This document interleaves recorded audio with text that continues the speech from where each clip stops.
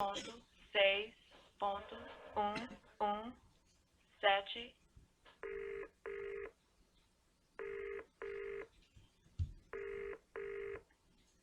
Então, Alô? Tá bom aí, ele tá ficando Alô, alto, nos tá? ouve? hein?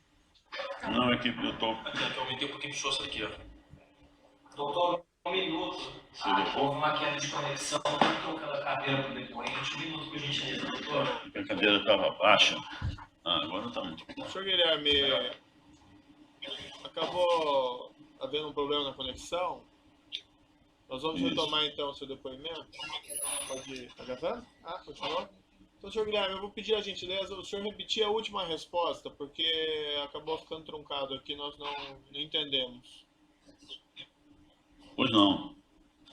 Entendi que a última pergunta que foi dirigida se referia à diferença entre as sondas que seriam construídas no Brasil Certo. e as sondas que estavam normalmente no mercado. Foi essa a Exato, pergunta? e bem como se isso acarreta um custo maior ou menor, ou a diferença do... Pois é. Então vamos lá. Essas sondas são sondas que operam em águas ultraprofundas, né? As águas ultraprofundas são eu não vou repetir exatamente como eu falei na primeira O senhor pode responder até mais É sinteticamente. só para caracterizar, a especificidade desses equipamentos, né? Então são sondas extremamente sofisticadas em termos, como eu já disse, em termos mecânicos, em termos de eletrônica embarcada, né? E especialmente nessa contratação foram introduzidas exigências rigorosas dos sistemas de segurança operacional, já inclusive com o edital na praça, em decorrência de um grande desastre no Golfo do México, uma sonda da British Petroleum, né? E que exigiu dos novos projetos, né, níveis de segurança operacional muito mais rigorosos, né? Isso teve impacto em todo o setor petrolífero mundial na área de IP. Muito bem.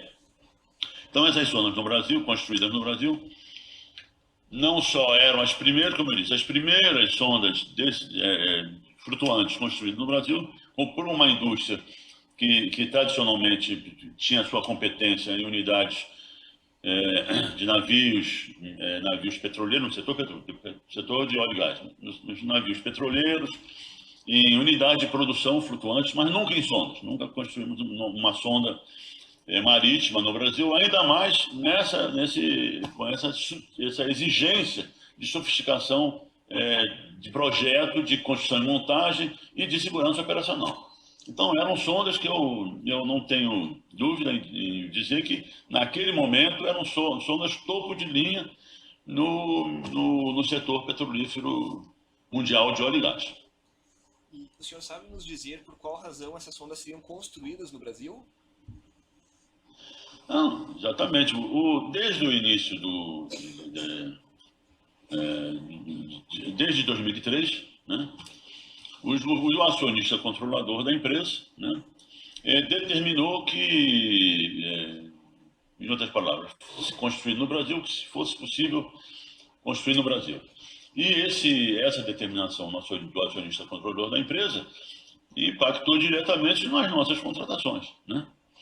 Então, a indústria naval brasileira teve que ser toda recuperada para atender essas exigências de conteúdo nacional, e a Petrobras, como uma empresa, enfim, do governo, controlada pelo governo, que estava no mercado, atendeu de imediato, desde 2003, esse tipo de determinação do governo, que sempre foi muito rigoroso e exigente, sempre foi muito, enfim, exigindo muito da companhia que cumprisse essa determinação. E isso ocorreu, né, desde 2003. Ocorre que, com a descoberta do pré-sal, não é mesmo? Em que se descortinou, se vislumbrou uma necessidade gigantesca de operacional para nós colocarmos as nossas reservas do pré-sal em produção, né? Diga-se de passagem, desde o momento que foi descoberto o pré-sal, viu-se logo, né, que o óleo do pré-sal, o óleo e o gás natural do pré-sal, naquela quantidade, naqueles volumes gigantescos que nós tínhamos descoberto, eram absolutamente fundamentais para a própria sobrevivência da companhia como empresa de petróleo ao longo do século XXI. Já que os campos da bacia de Campos e de outras regiões petrolíferas brasileiras decaíram de produção enormemente. Muito bem. Então, com a nova legislação, com o novo marco regulatório, que colocava nas mãos da Petrobras a operação única, né? E com a cessão onerosa, aqueles projetos da cessão onerosa, que passaram à Petrobras a exploração e produção de algumas áreas, de várias áreas na área na província petrolífera de pressão, essa exigência de conteúdo nacional tornou-se ainda mais aguda. E ainda mais, a ANP, né, subiu o sarrafo, como a gente fala, né? E as exigências de conteúdo nacional eram elevadas e muito rigorosamente definidas pela ANP. Então, a contratação dessas sondas era necessária, do ponto de vista estratégico, para nós produzirmos o pré-sal brasileiro, o óleo e gás natural, que é importante que se diga que o pré-sal não é só o óleo, é muito gás, importantíssimo para nós, né? E com conteúdo nacional elevado. Então, esse foi o motivo de que nós, desse processo de contratação de sondas, adquirisse a dimensão estratégica para a companhia e corporativa, né? Era uma dimensão corporativa, não era só o IP, a área de engenharia, né? Era a área tecnológica também, né? Para nós atingirmos os nossos objetivos empresariais de produzir o petróleo e gás natural do pré-sal. Senhor Guilherme, diante da importância estratégica desse projeto para a Petrobras, era natural que toda a diretoria se envolvesse, opinasse, fizesse sugestões nessas contratações? Não, esse foi um processo em que, pela sua importância estratégica para a companhia, ele se transformou efetivamente num processo corporativo. E, diante da magnitude desse projeto, né, foi criada uma instituição, um consórcio financeiro industrial, né, que tinha participação da Petrobras. A Petrobras chamou-se esse consórcio SET Brasil, né, que tinha participação da área financeira da Petrobras, tinha participação da Petrobras diretamente, né? A Petrobras nomeava diretores, acho que a memória às vezes me falha, acho que até o presidente dessa empresa era nomeado, era indicado pela Petrobras, não era nomeado, indicado pela Petrobras, o diretor técnico era indicado pela Petrobras, e a Petrobras participava também do conselho de administração dessa empresa, desse consórcio, de modo que era uma instituição que tinha uma participação direta da companhia, né, na sua gestão, né? Então, a constituição desse consórcio foi considerada indispensável para que a indústria naval brasileira, né, enfrentasse esse grande desafio que lhe foi posto pela exigência de conteúdo nacional. Por sinal, diga-se de passagem, eu sempre fui um defensor da Constituição no Brasil, né? Em termos no máximo possível, de equipamentos, de sonda, de navios, etc., para a Constituição do Brasil. Então, isso foi um desafio corporativo da companhia, né, que ela se empenhou na constituição desse consórcio, né? Certamente do setor de construção naval brasileiro. Durante o processo de contratação dessas sondas, seja na licitação, seja na negociação, direta. Houve alguma interferência do então diretor Renato Duque para de alguma maneira tentar beneficiar alguma empresa? Olha, essa licitação se deu no âmbito do IP, né? E porque a razão disso é que nas unidades de produção, as licitações eram conduzidas pela área de engenharia, né? Mas dada a especificidade e as exigências técnicas envolvidas, o IP conduziu essa licitação. E normalmente, é uma norma, enfim, procedimental. As comissões de licitação são absolutamente autônomas, né? Então, eu, por exemplo, não interferi de maneira nenhuma, nem nessa, nem em qualquer outra, porque temos que deixar a área técnica trabalhar lá tranquila, sem a interferência dos escalões superiores da companhia. E não tenho notícia, pelo menos que eu me lembre, não tenho notícia de interferência de outros diretores, né? Seja o então diretor Renato Duque, como de outros diretores, nos trabalhos da comissão, né? Pelo menos de modo pessoal, e que na minha memória não indica exatamente que esse tipo de fato tenha ocorrido. Diga-se de passagem também, porque até a área de engenharia tinha os seus representantes de licitação. Ok. Agora uma outra pergunta referente à diretoria, da diretoria de exploração e produção. Quem elaborava os DIPs, os documentos internos da Petrobras, da sua área, da sua diretoria de exploração e produção? Não, os documentos enviados à diretoria eram preparados pelos gerentes executivos, né? E depois discutidos internamente, e a gente encaminhava à diretoria. Havia alguma interferência de outras diretorias na elaboração desses DIPs? Não, aí é que está. É um ponto interessante, importante. Dado o caráter corporativo, né, e as dimensões estratégicas dessa contratação, esse foi um projeto, como eu disse, de âmbito corporativo, né? Então, era necessário que o documento que saísse da diretoria responsável pela licitação, ele levasse em consideração também o aspecto corporativo. Não era só, quer dizer, o processo de contratação da Constituição das Seções do Brasil não era só da IP, né? Como eu disse, era do sistema Petrobras como um todo, que estava ligado até à sua sobrevivência como empresa, né?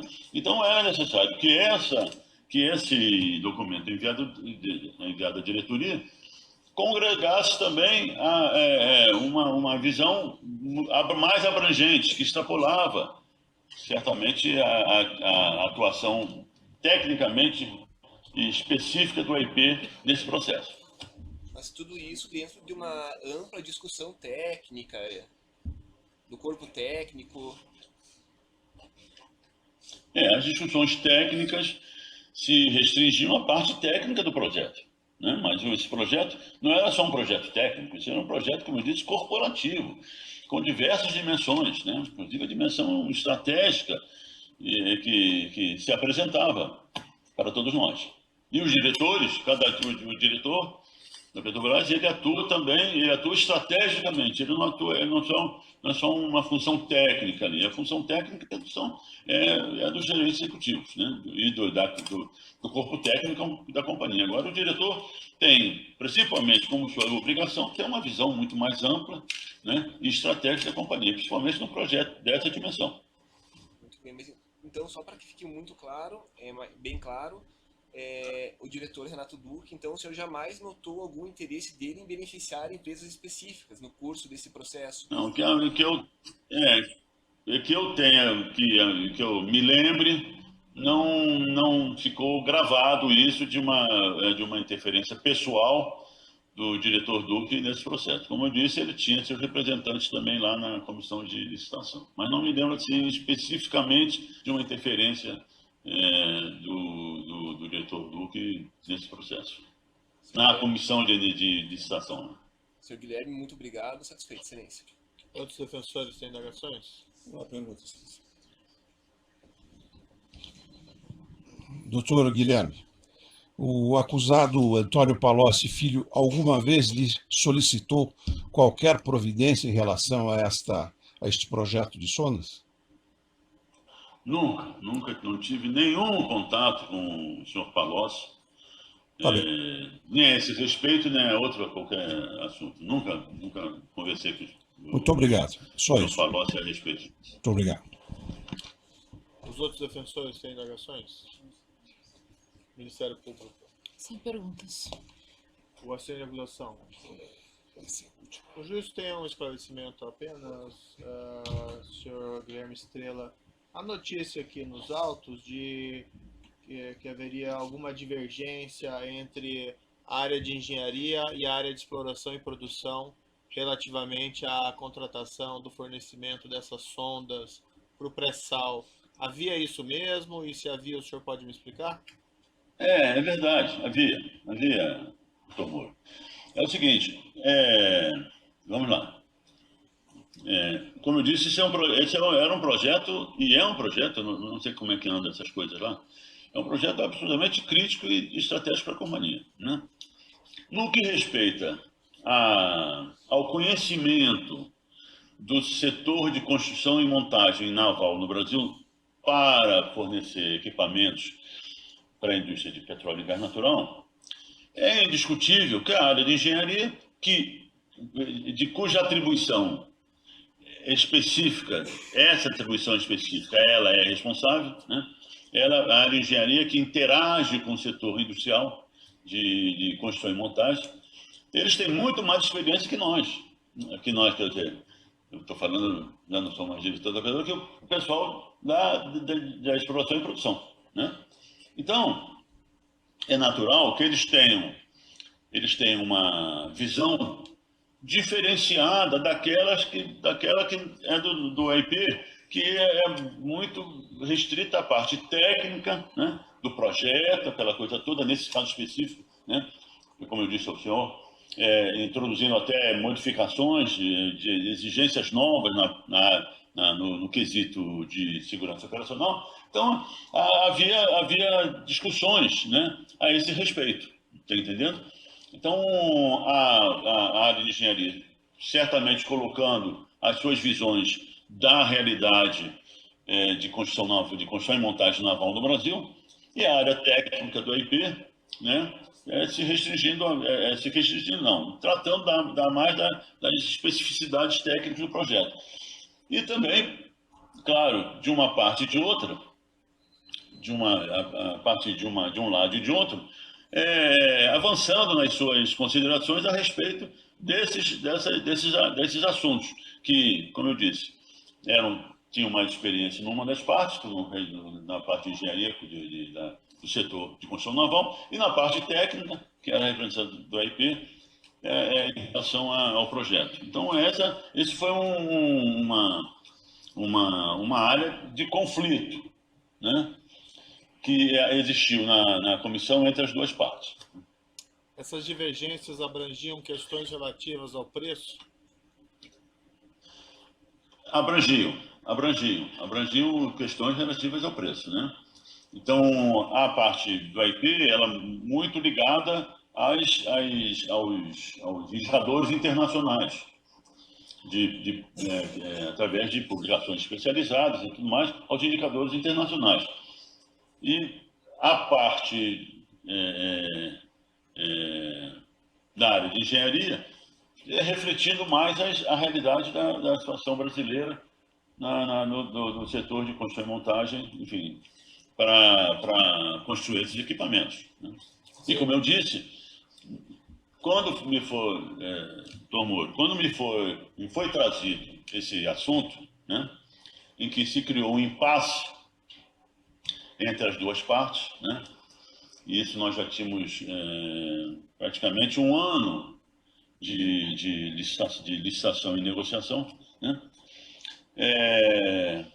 Eu tive que, quer dizer, dada também a premência, porque nós não tínhamos mais possibilidade de encerrar esse processo e abrir outro processo, né? Então, eu discuti com meus gerentes e tudo mais e expus a minha visão sobre o fato, dizendo que, olha, a diferença de preço, na minha visão como diretor da companhia, não era... Havia uma diferença, mas não era nada muito significativo, e a ponto de nós simplesmente deixarmos esse impasse se prolongar indefinidamente, né? Pelo que eu entendi, então, a área de exploração e produção, no caso da sua diretoria, defendia um preço menor do que a área da engenharia, é isso? É verdade, é verdade. A nossa área, considerando preços internacionais. Mas, como desculpe repetir aqui, porque esse foi um ponto importante, quer dizer, na minha visão, não que eu concordasse com a área de engenharia, não era isso. Mas, de qualquer forma, eu reconheço que eles têm muito mais conhecimento da indústria de construção naval no Brasil, construção e montagem naval no Brasil, do que nós, do pessoal do EIP.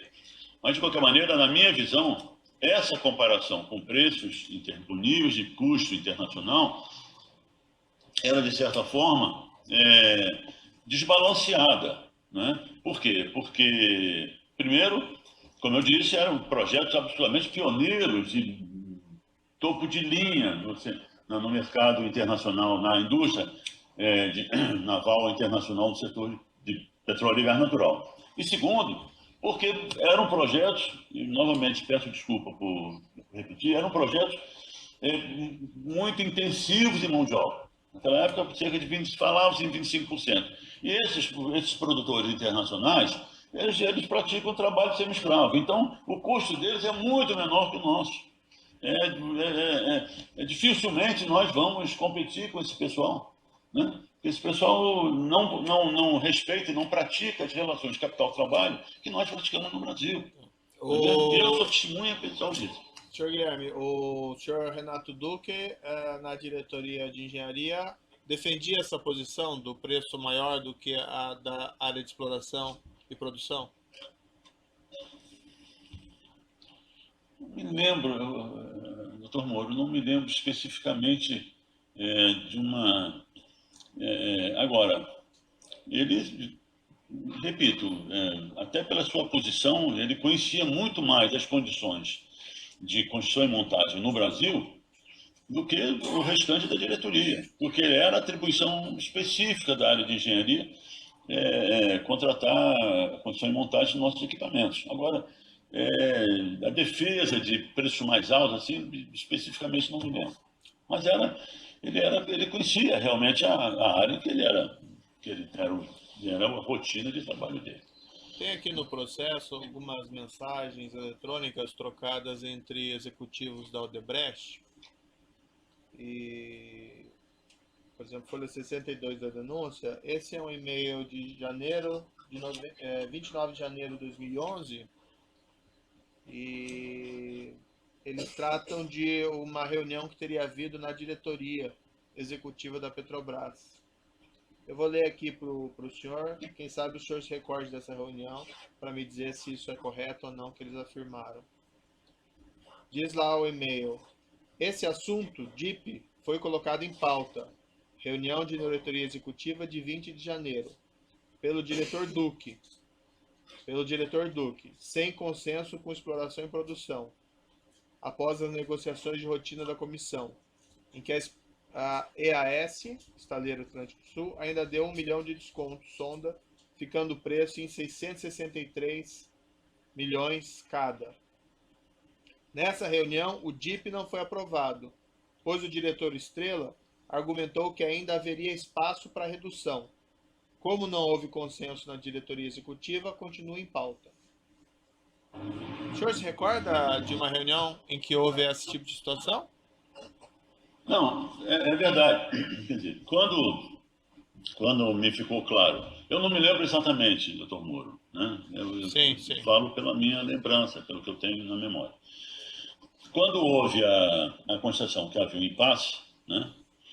Eu então não encerrei o processo, como eu disse, porque se encerrasse o processo, nós entraríamos numa fase de alto risco para a companhia, né? Em relação à consecução dos nossos objetivos de produção de petróleo e gás natural do petróleo. Mas eu tentei, eu disse, olha, como os preços estão sendo considerados elevados pela área de exploração e produção, eu tentei diminuir o preço. Eu tentei, a comissão de licitação encerrou seus trabalhos e eu disse, olha, vou tentar diminuir esses preços para ver efetivamente que se pode conseguir. E consegui lá uma pequena redução de preços e tudo mais, né? Mas, e considerei aquilo aceitável. Porque é o seguinte, doutor Moro, quer dizer, eu considerava, na minha visão corporativa, eu considerava o seguinte, que participando da Petrobras, inclusive através da área financeira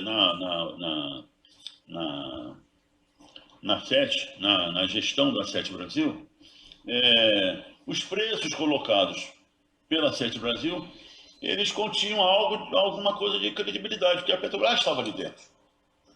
A empresa também estava ali dentro, não é mesmo? Não era só a opinião da empresa privada, da empresa de construção e montagem privada. Era a Petrobras também. A Petrobras participava diretamente da gestão da SET. Então, eu não tinha como, né? Não tinha nenhum tipo, não havia motivos para eu não achar que aqueles preços também, que eram também preços que a área financeira da Petrobras participava e tudo mais, eram preços também com uma certa credibilidade. Está entendendo? Então eu procurei abaixar o preço, essa coisa toda, não consegui e acabei chegando à conclusão de, olha, chegamos a um ponto que estamos no impasse, ou nós fechamos esse processo, e eu era favorável que se fechasse esse processo, como eu já falei, né? Em termos de preço, né? Pelas considerações que eu já fiz aqui. Então eu fechei o processo e na semana seguinte coloquei na diretoria. Foi assim.